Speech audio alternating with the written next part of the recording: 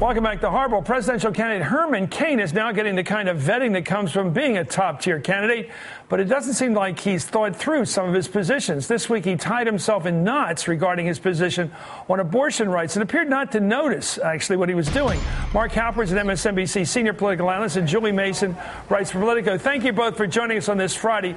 On Wednesday night, Herman Cain described, and this is hard to follow, his position on abortion rights. Let's listen to this and study it. I believe that life begins at conception and abortion under no circumstances, and here's why.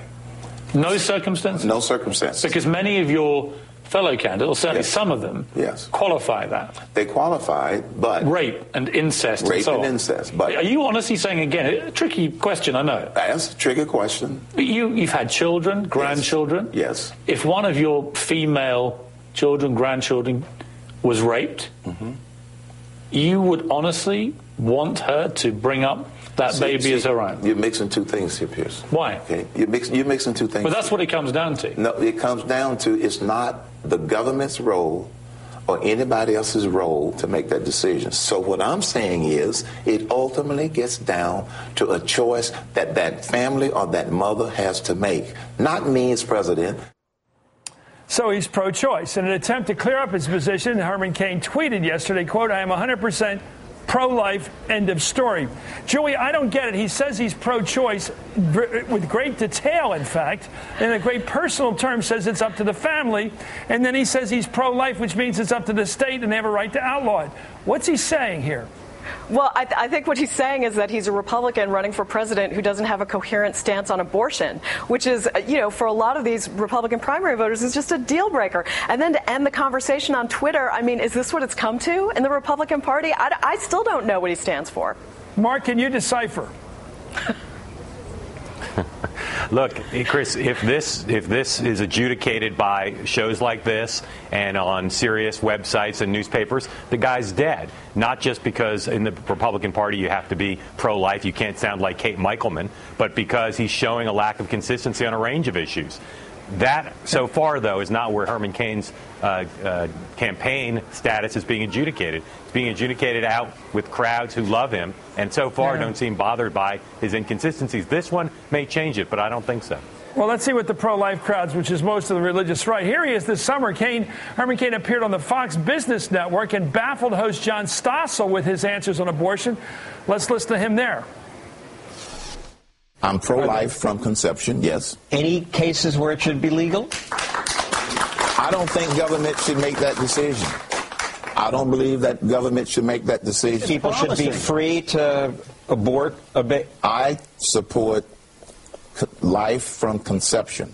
No, people shouldn't be just free to abort, because if we don't protect the sanctity of life from conception, we will also start to play God relative to life at the end of life.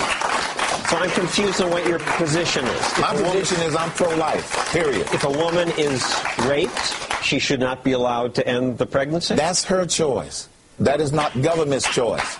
Good. I support life from conception. So abortion should be legal? No, abortion should not be legal. I believe in the sanctity of life. I'm not understanding. I believe if it's her choice, that means it's legal. No. I don't believe a woman should have an abortion. Does that help to clear it up? Okay, Joey, that guy was going both directions at the same time. It wasn't like he was flip-flopping. He was flip-flopping simultaneously. I've never seen anybody. He said it shouldn't be legal, but it should be up to the family. Well, how can that mean anything? Which makes you wonder, has this guy given any thought to any public debate on anything except business issues? And I think that's a fair assumption at this point. I think that's a fair question, Chris. And here's the thing. Some of the parties who are going bananas about this right now are Republicans in Iowa. He's heading there tomorrow for the first time since August. I think he's going to face a lot of questions when he gets there about just what exactly he stands for. He better have a better answer when he gets there. Well, here's Rick Perry. You respond to this, Mark. Here's Rick Santorum, who's been consistently, totally pro-life all these years. Here he is telling the Associated Press the following. Let's listen. It's basically the position that just about every pro-choice politician has in America. I don't know too many pro-choice politicians who are for abortion, who want more abortions, but they say the decision's a choice the government shouldn't be involved in. That is Herman Cain's position, which does not make him pro-life. That is the quintessential pro-choice position on abortion. Well, he's cutting him a lot of slack. He has found in the midst of all that back and forth a consistent position, which is really what my dad's position was. He used to say, I'm pro-life, but it's up to the woman, which is a contradiction as well. Your thoughts, Mark? Well, I think it's where a lot of Americans are. It's not a great position to have in general in the Republican Party. Julie's right. We're going to get a quick test of this. Part of why I'm here headed to Iowa is because tomorrow night there's the 6 Republicans speaking before the same audience of religious conservatives, social conservatives, and I think he is going to have to address it in his remarks and as he deals with reporters. There's a range of issues on which his answers are not up to snuff for a normal big-time presidential candidate. But I'll say again, I'm not sure it matters right now. The people who like him for a range of reasons, and abortion is not front and center for some Republican voters right now. Well, you take a first shot on this one. Here he is talking about Gitmo. We'll get away from the social issue to the security issue. Here he is speaking on Gitmo with Wolf Blitzer. He completely contradicted himself here on how to handle a hypothetical situation, sort of like what the Israelis just had to go through, that heart-rending decision that Netanyahu would make about getting his captive back at the price of releasing a lot of killers. Let's listen. Could you imagine if you were president, we're almost out of time, and there were one American soldier who had been held for years, and the demand was Al-Qaeda or some other terrorist group, you got to free everyone at Guantanamo Bay, several hundred prisoners at Guantanamo. Could you see yourself as president authorizing that kind of transfer? I could see myself authorizing that kind of transfer. I said that I believe in the philosophy of we don't negotiate with terrorists. I think I didn't say I would never agree to letting hostages in Guantanamo Bay go. There we have a situation which is hard as rock, Mark. 2 opposite positions on the same question. Trading terrorists to get free an American service person. Mark.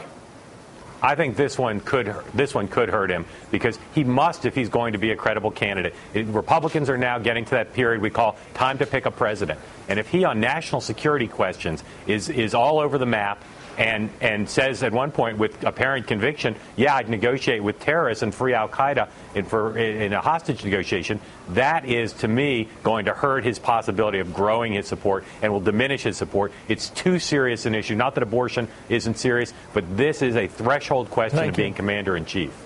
Well said. Thank you. Great having you on, Mark Halpern and Julie Mason. It is amazing. This guy, he's finally getting vetted, and he's not looking good.